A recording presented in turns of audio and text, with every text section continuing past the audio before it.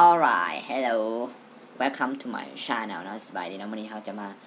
บอกวิธีหรือว่าแนะนำการเรียนภาษาอังกฤษแบบเข้าใจง่ายๆหน่อย easy แล้วก็ตามที่เพจของเขาคือ Short English for today มีหลายๆคนเคยถามมาว่าเป็นอย่างเรียนภาษาอังกฤษมาหลายปีคือสร้างประโยคบ่เปลี่ยนสร้างเปลี่ยนอยู่แต่ว่าบ่ถูกตามตำแหน่งสิว่าตำแหน่งควรจะใส่ now หรือว่า subject เพิ่นไปใส่ object ใส่มยุมยะเนาะใส่ adjective โดยที่บ่ยก to be แบบนี้แล้วนี่เป็นคำถามที่เข้าหูตลอดเนาะฉะนั้นก่อนที่เราจะเรียนภาษาอังกฤษเนาะหรือว่า new learner of English หรือว่าผู้เรียนภาษาอังกฤษใหม่ๆเราจะต้องเรียนรู้8อันนี้เนาะก็คือ part of speech แม่นหยัง part of speech ในภาษาเราจะแปลว่าภาคส่วนของคำเว้าหรือเราเคยเรียนอยู่ม.ต้นม.ปลายเนาะม.ต้นเพิ่นเคยถามว่าคำเว้าในภาษาเรามีจักประเภทเนาะเพิ่นจะตอบว่ามี8ประเภทเนาะในภาษาอังกฤษก็คือกันจะมีแบบนี้1คือ noun เป็นหยังล่ะเนาะคำว่า noun เป็นคำที่ใช้เป็นชื่อเอิ้นของสัตว์คนวัตถุสิ่งของเนาะคำว่า noun pronoun เป็นหยัง pronoun เป็นคำแทนนามเนาะเดี๋ยวจะอธิบายอย่างละเอียดต่อไปแล้วก็ verb เป็นหยังคำกริยาคำกรรมะเนาะแล้วก็ adjective เป็นคำคุณนามหรือคุณศัพท์อันที่5คือ adverb เป็นคำกริยาวิเศษและต่อไปตัวที่6เป็น preposition ตัวนี้เขา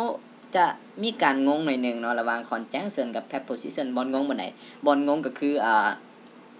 เวลาแปลเป็นลาวเนาะบาง dictionary เพิ่นจะบอกว่า preposition แม่นคำต่อconjunction แม่นคำเสื่อมแต่บาง dictionary จะบอกว่าpreposition แม่นคำเสื่อมและ conjunction แม่นคำต่อแต่ว่า2อันนี้มันจะใช้แตกต่างกันอย่างสิ้นเชิงเลยเนาะมันเพียงเวลาแปลมันจะคัดกันหน่อยนึงเนาะ dictionary บอกเอกภาพของภาษาลาวเฮาเนาะแล้วตัวที่8แม่น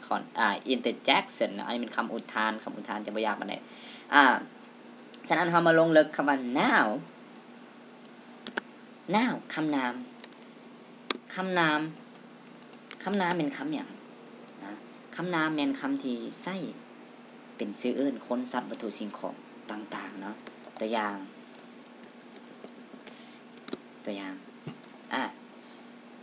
คำว่า big ภาษาลาว big ภาษาอังกฤษว่า a pen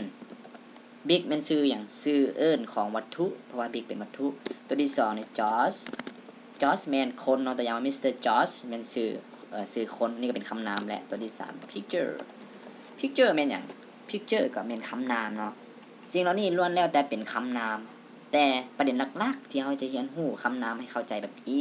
easy way เนาะเราจะต้องรู้4ภาคส่วนโดยบาง grammar บางgrammar จะบอกว่าคำนามมี5ประเภทเราจะเป็นต้องไปเจาะจง5ประเภทแล้วนั้นตัดปัญหานั้นออกไปเอามาเจาะจงอยู่ที่4อย่างนี้แล้วเราจะเข้าใจอย่างแจ่มแจ้งและเข้าใจง่ายขึ้นเนาะโดยที่บ่มีวันลืมเลยคือ number 1 เนาะ number 1เป็นหยังล่ะ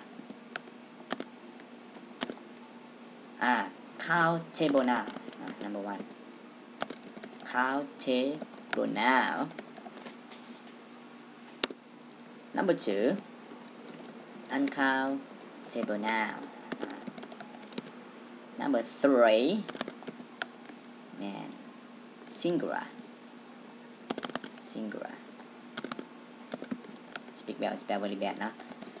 singular และตัวที่4 man plural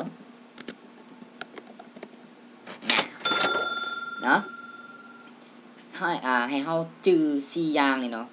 แล้วเฮาจะเข้าใจคำนามง่ายๆแล้วจะบ่มีวันลืมก็คือจะมี countable noun แปลแล้วก็คือนามที่นับได้ uncountable นามนับบ่ได้ singular นามจำนวนน้อยและ plural นามจำนวนหลายมื้ออื่นเฮาจะมาสืบต่อ2ข้อนี้เนาะคือ countable noun and uncountable noun ว่ามันเป็นหยังเนาะว่ามันเป็นหยังขอบใจนะสำหรับมื้อนี้if you have any questions comment below or if you want to know something you can comment below and ask me I will answer you everything that you want to know นะถ้ามีปัญหามั้ยเนี่ยให้คอมเมนต์ทางลงนี้แล้วเลยอยากรู้มันอย่างเพิ่มเติมสามารถคอมเมนต์ได้และข้าพเจ้าจะตอบคำถามของท่านให้ละเอียดนะเกี่ยวกับภาษาอังกฤษเนาะ